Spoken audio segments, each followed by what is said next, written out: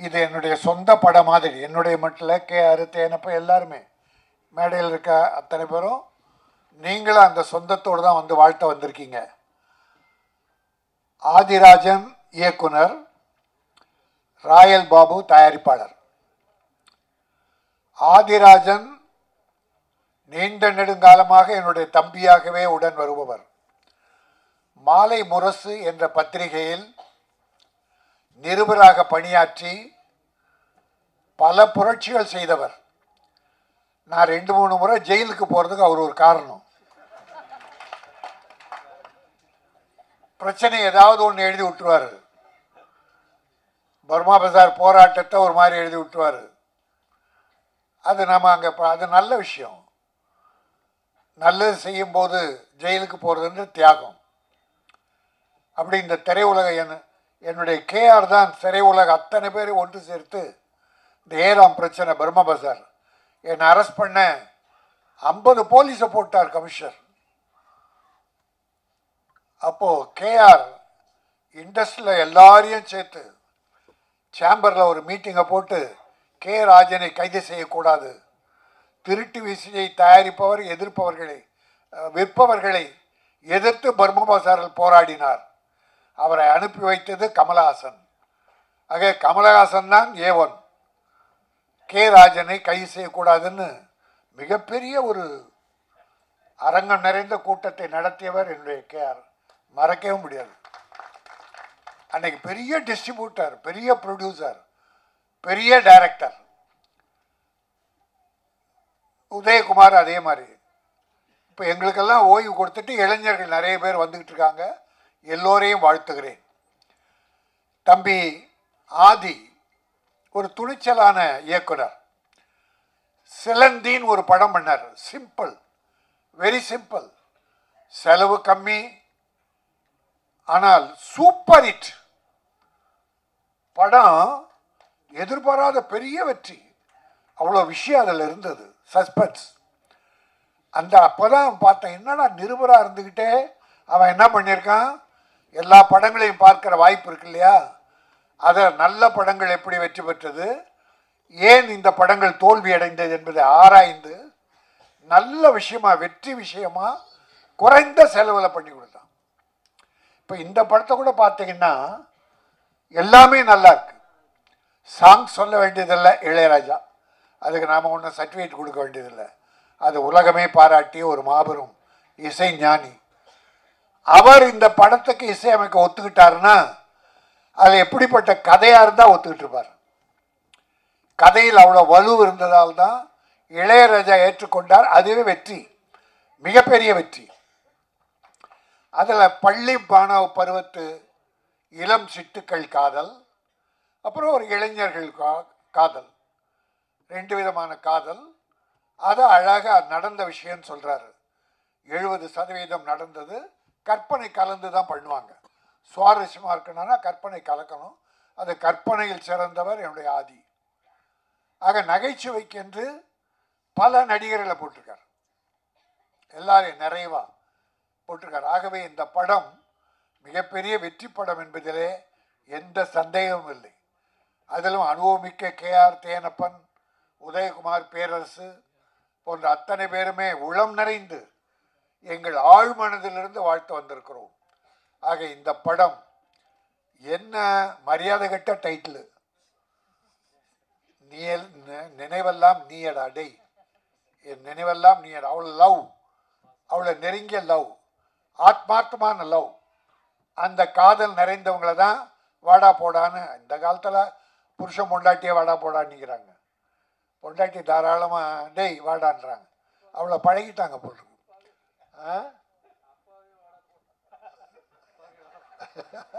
அப்பாவே வாடா, அதான் மரியாதை கெட்ட காலம்.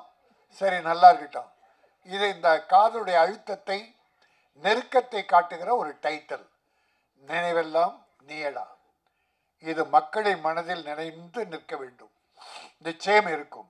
ஒரு அருமையாக ரொம்ப நாளத்துக்கு அப்புறம் அந்த பிள்ளைகளை பார்க்கும்போது, இந்த லவ்வர்ஸ் 2 பசங்க பள்ளி பருவத்து பிள்ளைங்க பேசிட்டு போனாங்களே, நல்லாவும் பேசுகிறாங்க, நல்லா பேசுகிறாங்க. அலைகள் ஓய்வதில்லை. கார்த்திக்கும் ராதாவும் பார்த்த மாதிரி இந்த பிள்ளைகள இந்த படம் வெற்றி பெற்றா அந்த பிள்ளைகளும் கூடவே வெற்றி பெறுவாங்க. அப்படி வெற்றி பெறுகிற போது உங்களை வளர்த்து விட்ட ஆதியை மறந்துடாதீங்க. தயாரிப்பாளர் கஷ்டப்பட்டு எடுத்த தயாரிப்பாளர் மறந்துடாதீங்க. ஏன்னா நன்றி என்பது பல ஹீரோக்கள்கிட்ட இல்லை.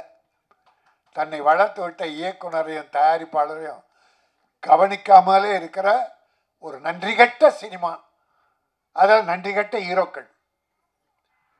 நான் யாருன்னு சொல்ல, நன்றி உள்ளவங்களை பாராட்டுறேன், நன்றி இல்லாதவங்களை வருத்தப்படுறேன். இதே நேரத்தில் இது ராயல் பாபு அண்ட் ஆதியுடைய மேதையானதால ஒரு ஒரு கட்டசி சினிமா உலகம் சார்ந்ததால் நடிகர் விஜய் இதுவரை ஒரு சூப்பர் ஹீரோவாக இருந்து அதிக சம்பளம் வாங்குகிற அந்த நடிகர் புதிதாக ஒரு தலைவராகி இருக்கிறார். தமிழக வெற்றி கழகம் துவங்கி இருக்கிறார். தமிழ் திரை உலகம் சார்பில் அவரை எல்லா சார்பிலும் வாழ்த்துகிறேன். வெற்றி பெற வேண்டும், இல்லை முதலமைச்சராக வேண்டும் என்ற எண்ணத்தோடு ஆரம்பித்தால் அதற்கென்ன சில வழிகள் இருக்கிறது. கட்சி ஆரம்பிச்சிட்டவங்கெல்லாம் காணாமல் போன்னு பார்க்குறோம். ஆனால் வெற்றி பெற வேண்டும் என்றால் புரட்சி தலைவர் முதலமைச்சர் ஆயிட்டாரு அப்படின்னா அவர் அடிச்சுவடை கூட தொடுவதற்கு இன்றைக்கு யாரும் இல்லை. அவர் எப்படி இருந்தார்? காங்கிரஸில் இருந்தார் முதல்ல, பிறகு திமுக வந்தார். திமுகவில் வந்து உழைத்தார், மக்களை சந்தித்தார், இறங்கி கிராமம்லாம் போனார், மக்களோடு மக்களாக வாழ்ந்தார். அண்ணா சொன்னார், ஒரு கனி என் மடியிலே விழுந்தது, அதை என் இதயத்திலே வைத்துக் கொண்டேதான், அதுதான் இதய கனி எம்ஜிஆர் என்றார். ஆக அந்த அளவுக்கு எம்ஜிஆர் தன்னுடைய வருவாயை வாழ்வை ஏழை மக்களுக்காக அர்ப்பணித்தார். காரணம், அவர் சிறு வயதிலே சாப்பாட்டுக்கும் கஷ்டப்பட்டார். அந்த கஷ்டம் ஏழைகள் படக்கூடாது என்று அவர் பாடுபட்டார். நான் தம்பி விஜய்க்கு சொல்லுவேன், நீங்கள் வெற்றி பெற வேண்டும். ஆனால் எம்ஜிஆர் செய்ததிலே ஒரு 15% அல்ல 20% தொண்டு செய்யுங்கள், இறங்கி வாருங்கள், மக்களோடு பழகுங்கள். மேடையில் இருந்து கொண்டு புஷி ஆனந்தை அறிக்கை விட சொன்னால் மக்கள் ஏற்றுக்கொள்ள மாட்டார்கள். இனிமேல் அப்படி இருக்கக்கூடாது. இறங்கி வர நல்லதுக்காக தான் சொல்கிறேன். ஆரம்பிச்சிட்டார். அதனால் நம்பில் ஒருவர். அதுக்கு முன்னால் ஒரு கட்டிய கோட்டையாக திமுக இருக்கு. இன்னைக்கு தாய்மார்களுக்கெல்லாம் ஏராளமாக நல உதவிகள் பண்ணிக்கிட்டு இருக்காரு, நல்ல காரியம் பண்ணியிருக்கார். தொழில் அதிபர்களை ஈர்ப்பதற்காக முதலீட்டை இருக்க பிரான்ஸில் இருக்கார். இப்போ கோவாவில் இது துபாய் போனார், அப்படி ஒரு முதலமைச்சர் இருக்கார். அதிமுக ஒரு கட்சியும் சிறப்பாக நடத்தினார்கள். யாரையும் குறை சொல்ல முடியாது. பாரதிய ஜனதா என்று வளர துடிக்கிறது. அருமை சகோதரர் திருமாவளவன் ஒரு நல்ல தலைவர், வைகோ, சீமான், கம்யூனிஸ்டுகள் அற்புதமான கட்சிகள், காங்கிரஸ், இவ்வளோ கட்சிகள் இருக்கு. நீண்ட நெடுங்கால வரலாறு படுத்த கட்சி. இதுக்கிடையில் விஜய் ஆரம்பிச்சிருக்கீங்க, தப்பில்லை. இனிமேல் நீங்கள் எப்படி நடந்து கொள்ளப் போகிறீர்கள், என்ன கொள்கை வகுக்க போகிறீர்கள், மக்களிடத்து அதை எப்படி சேர்க்க போகிறீர்கள் என்பதை வைத்து மக்களின் ஆதரவை பெருகினால் நீங்கள் வெற்றி பெறுவீர்கள். எல்லாம் உங்கள் கையில் தான் இனிமே இருக்குது. யாரையும் நம்பி விட்டுறாதீங்க, நேரடியாக வாங்க. தலைவர் காமராஜ், அம்பேத்கர், பெரியாரை படியுங்கள் என்று ஒரு அறிக்கை சொன்னீர்கள். நான் இன்னொன்றும் உங்களுக்கு சொல்லுகிறேன், பேரறிஞர் அண்ணாவை படியுங்கள், டாக்டர் கலைஞரை படியுங்கள், புரட்சி தலைவர் எம்ஜிஆரை படியுங்கள். இதையும் சேர்த்து படியுங்க. மிகச்சிறந்த தலைவராக வரலாம். எல்லோர் சார்பிலும் நம்ம யாரும் கான்ட்ரவர்சியாக பேசலை. வந்துட்டார், நம்மில் சினிமா உலகை சார்ந்தவர், அவர் நல்ல சக்ஸஸ் ஆகணும். ஆனால் நல்ல அறிவாளித்தனமாக என்ன பண்ணியிருக்காரு, ஒரு தடவை திருநெல்வேலி போய் வெள்ளத்தால் பாதிக்கப்பட்டவர்கள் நேரடியாக கொடுத்துருக்காரு. குட், நல்ல விஷயம். இப்போ ஒரு நல்ல குழு போட்டு சில குழுக்களை அமைச்சிக்கிட்டு இருக்காரு, நல்ல விஷயம். மாணவர்களை 10th படித்த மாணவர்கள் +2 மாணவர்களாக தேர்ந்தெடுக்கிறார். ஏன்னா ஓட்டு அவங்களுக்கு தான் அடுத்து வருது. அது ஒரு நல்ல விஷயம். இப்படி சில திட்டங்கள் நல்லா தான் பண்ணியிருக்காரு இது வரைக்கும். இனிமேலும் அது சிறப்பாக இருந்து மக்களோடு வாருங்கள், மக்களுக்காக வாழுங்கள். இன்னொன்று நான் வாழ்த்துறேன், 200 கோடியே என்னமோ சம்பளம் சொல்கிறாங்க. இனி நான் படம் நடிக்க மாட்டேன், 2 படத்தோடு முடிச்சேன் என்றார். அப்போ 200 கோடியை திறந்துடுறார். அப்போ மக்களுக்காக இறங்கிட்டாருன்னு அர்த்தம். இன்னொரு தலைவர் இருக்கிறார் திமுகவில், உதயநிதி ஸ்டாலின். இன்றை மக்களோடு மக்களாக அந்த தம்பி போயிட்டு இருக்கார்.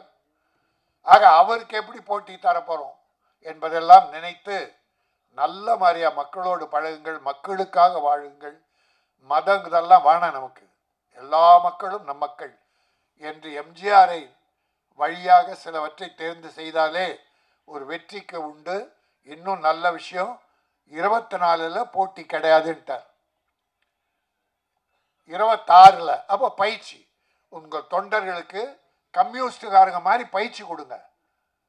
கள்ள ஓட்டு போடுறதுக்கு ஒரு பெரிய பயிற்சி வேணும் சார்.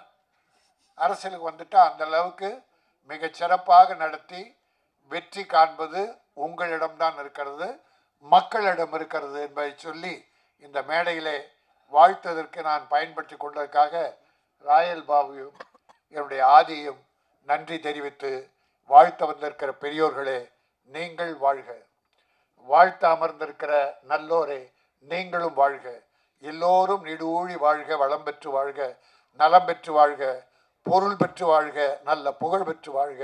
நன்றி, வணக்கம். இந்த படம் நினைவெல்லாம் நீடா மிகப்பெரிய வெற்றி பெற்று ஆதிக்கும் ப்ரொடியூசருக்கும் பெரிய வாழ்க்கை தர வேண்டும். நடித்த கலைஞர்கள், தொழில்நுட்ப கலைஞர்கள் அத்தனை பேரையும் வாழ வைக்க வேண்டும் என கூறி விடைபெறுகிறேன். நன்றி, வணக்கம்.